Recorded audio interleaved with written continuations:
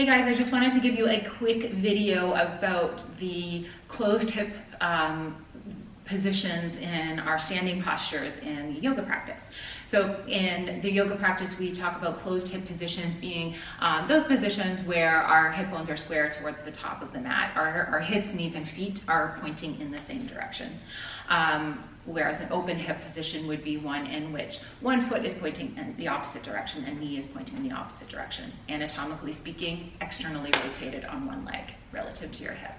So our first closed hip position that we're going to look at is our Warrior One pose. There are a lot of closed hip positions and we're not going to look at all of them, but Warrior One is one that we come into often and can be a little bit tricky. Your front foot and your back foot are far enough apart that you can keep your back foot grounded down completely. So your back outer edge of your foot is rooting down in towards the floor. So it's not, you're not sinking in and sickling your foot and sinking into the instep while the outer edge of the foot is lifting. You're pressing down and suction cupping your foot down into the floor.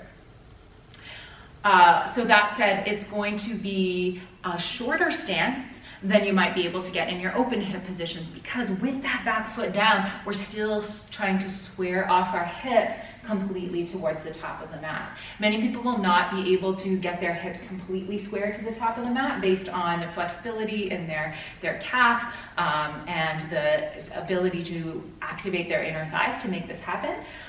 In which case it'll be kind of slightly at an angle towards the left, and that's perfectly fine. But just knowing and cueing your students to move in that direction by drawing their left hip bone forward and pulling the right hip back, getting that squaring off action going.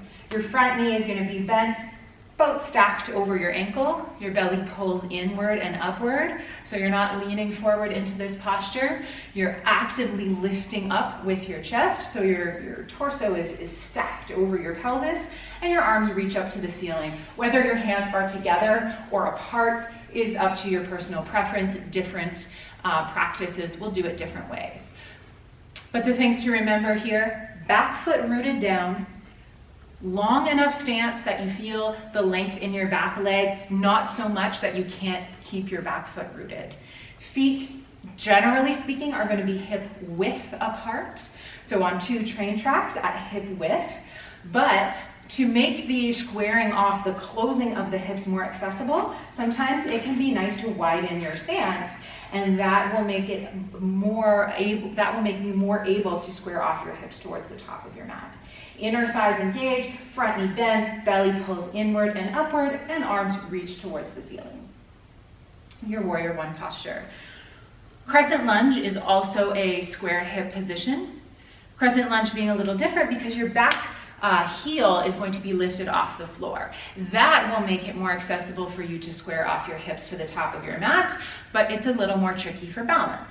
So with your crescent lunge pose, on the same leg, step my left foot back, I'm on the toes of my back foot. I should be able to get a little bit longer of a stance in crescent lunge compared to Warrior One because my back foot doesn't need to be rooted down to the floor. And then that also gives me the ability to square off my hips a little bit more towards the front of the mat and not having so much of that angle towards the left.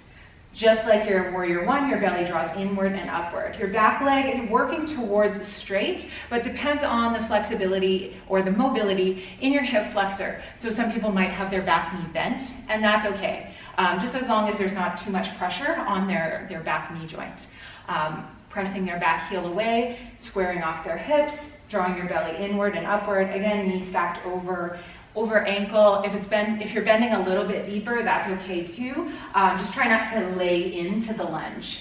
So you're not just hanging out in the lunge. There's a rooting down and a squeezing of your inner thighs that makes it active. And that's going to fire up through your quads and your inner thighs. Arms reach up towards the ceiling. And because your back heel is lifted, there's a little more of a balance component in your crescent lunge. That's your crescent lunge pose. I like the crescent lunge because the back heel is lifted, so it gives you a little more freedom of movement in a vinyasa class to move from here into different postures. from here into a prayer twist and then into a warrior two. Whereas with the warrior one, I find it's just a shorter stance, and with the back heel down, it feels a little bit limiting. That's just my personal preference. So I tend to teach crescent lunge more often than I teach warrior one when I'm in my sun salutation C. And the final warrior posture, that's a closed hip posture, is your warrior three. So your warrior three pose, also variations are airplane with your arms out alongside you. It's the exact same thing. Sometimes people call it toppling tree. But your warrior three pose is basically a square to hip position with your back leg completely lifted up off of the floor. Your torso and your back leg are in one straight line, and you're squaring off both your shoulders and your hips. So the tendency for people is to try to lift up their back leg as high as it'll go. And to do that, many people need to open up their hips. So they start peeling their hip open. Then they're working towards a half moon pose, which is your open hip variation. But you want to keep your hip bones turned down and square towards the floor, belly inward and upward. I like to cue the inner thigh lifting and outer hip dropping, pinky toe pointing. Maintain your balance. Pinky toe pointing down towards the floor. So that's your warrior three, and then your arms reach forward alongside your ears. The farther that your arms are away from your hinge point, which is your hips, the harder this is going to be. So here is the hardest, here is slightly less hard, here is slightly less hard than that. Hips or then arms back behind you. And that's your warrior three posture.